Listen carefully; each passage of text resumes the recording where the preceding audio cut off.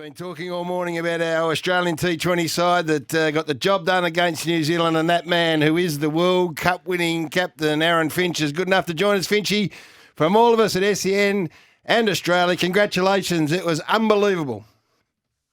Thanks, boys. It was a pretty amazing night. It's been a whirlwind. For everyone who have written us off so much before the tournament, that's a really special win, and to do it in the fashion that we did was super special. Did that sting, that fact that you've been written off by so many? Not really. I think internally we had a great understanding of how we wanted to play and a real confidence in our group. And we hadn't played a huge amount of T20 cricket together as a team, so that always makes it a little bit more difficult. But yeah, we've got some bloody good players in our squad, and I think that's highlighted by the strength of the players who missed out on the 11. So it's just, it didn't hurt, but yeah, we definitely took notice of it and put it in the memory bank. And at what stage of this tournament did you start to think, as the captain, this is really coming together? All the pieces are really starting to come together. Yeah, we obviously had a really poor game against England, and that hurt us. That we thought that probably ruined our chances to qualify because our net run rate took such a smashing. But to be able to get that back on track after the Bangladesh game, and then we played a really clinical game against West Indies.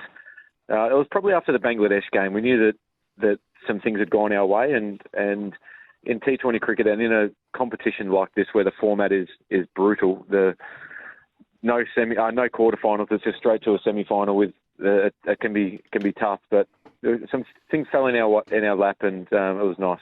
Hey, you won the toss. You're always going to put the opposition in. I mean, 172. It's that sort of a target that's means you got your work cut out. What do you think walking off the field then? Well, after they were 1 for 57 after 10, we felt as though we could restrict them to around 150, but the dew come in so heavily. It was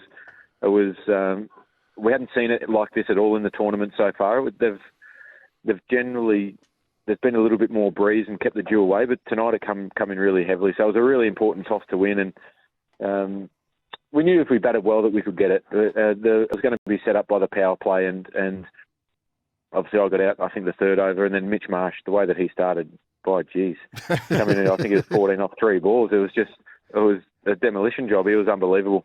And what a great story. I mean, there's stories of redemption there. It was pointed out to me that Hazelwood, Zampa and Marsh all played in the 2010 World Cup, and in the under-19s, that is. And then Hazelwood burst onto the scene, but you got to be patient with some of these players. And Zampa and Marsh now were two of the just revelations of this tournament. Yeah, Zampa's been unbelievable. His skill is so high. His confidence in his ability to get good players out is such an important role in T20 cricket. And as a leg spinner, it can be a brutal game. You can have games where you get absolutely met, and you can have games when you get a few cheapies. But the way that he bowled, for me, he was man of the series or man of the tournament. Davey pipped him at the post at the end there, but he was fantastic. His fight in the contest is something that you don't see that invested from a lot of people a lot of the time. And Mitch Marsh, he's been so harshly dealt with so many times that I think the pressure, because how good he can be, the pressure just builds on people. And he's 30 now, and for him to be able to be really relaxed and comfortable in his life and where everything's at, I think there's no surprise that his cricket falls into place behind that. I mean, you've got to celebrate this right now and celebrate hard, we hope. But, I mean, is there an Ashes spot for Mitch Marsh, do you think? Oh, I think he'll be in the conversation, no doubt. Yeah, it's going to be a really interesting selection. I think they're going to pick the first two Test matches and then reassess after that. But yeah, he'd have to be there and thereabouts, no doubt.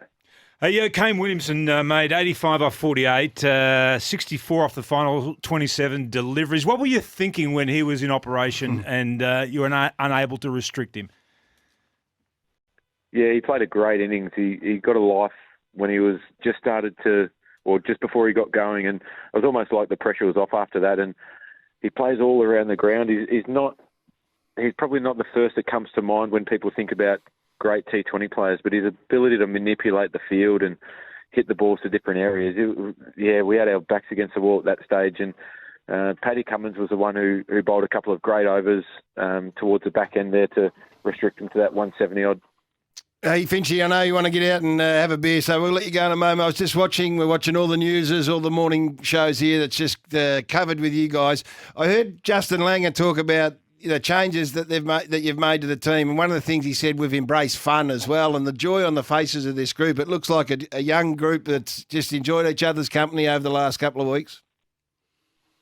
Well, it's actually an old group that's enjoying each other's company. It was funny, after the England game, we were too old and we were past it, and a few of us should retire. But then 2 games later, we were a really experienced side and hardened side. So that's just how fickle it is. But I think it's just about embracing the challenges that come with T20 cricket and international sport in a pandemic. There's going to be really tough times, and to be able to put an arm around each other at certain times, or give your mate a clip behind the ears at the odd time, I think that's really important in a group, and it's by no way, shape, or form a dictatorship. Everyone runs their own race, which is brilliant. I know T20 and Ashes cricket, Test cricket are completely different things, but do you feel there's some momentum here now that can be carried into the Ashes series? Oh, I'm not a big believer in momentum in cricket, to be honest, Tim. With the way that different formats, different surface. Like every time you turn up to a game, it's a different surface. The conditions are different. The ball might swing, it might not. So,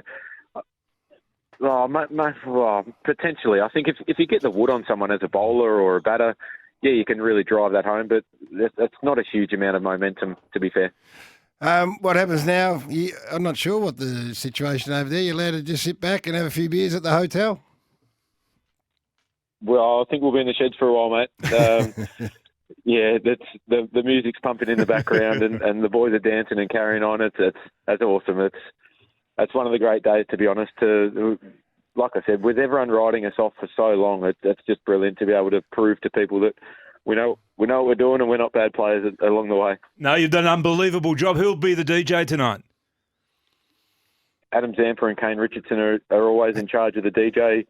And they do a bloody good job as well. Go and get amongst them, mate. You're a World Cup winning captain. That's as good as it gets. Congratulations from all of us. Enjoy now and enjoy the night, and well done to everyone.